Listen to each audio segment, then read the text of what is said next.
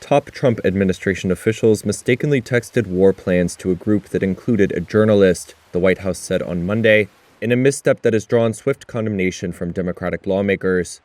The editor-in-chief of The Atlantic, Jeffrey Goldberg, said in a report on Monday that on March 13th he was unexpectedly invited onto an encrypted group chat on Signal Messenger called the Houthi PC Small Group. Messages in the group made Goldberg aware that large-scale U.S. strikes on Yemen's Houthi rebels were coming hours before they started. The strikes over Houthi attacks against Red Sea shipping came on March 15th. Before they began, Goldberg said Defense Secretary Pete Hegseth posted operational details about the plan in the group, including, quote, information about targets, weapons the U.S. would be deploying, and attack sequencing.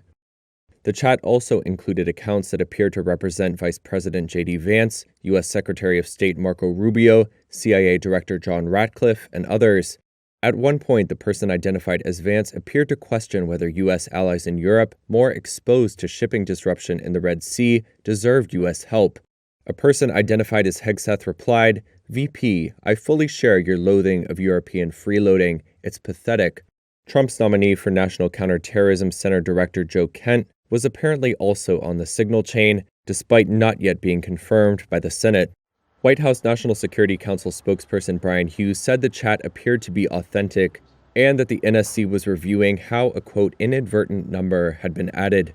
When asked about the Atlantic report on Monday, Hegseth denied sharing war plans in the chat and attacked Goldberg's credibility. So you're talking about a deceitful and highly discredited so-called journalist who's made a profession of peddling hoaxes time and time again, to include the hoaxes of Russia, or the fine people on both sides hoax, or suckers and losers hoax. So this is the guy that peddles in garbage. This is what he does. Why were those details shared on Signal, and how did you learn that a journalist was privy to the targets, the types of weapons used? I've heard I was characterized.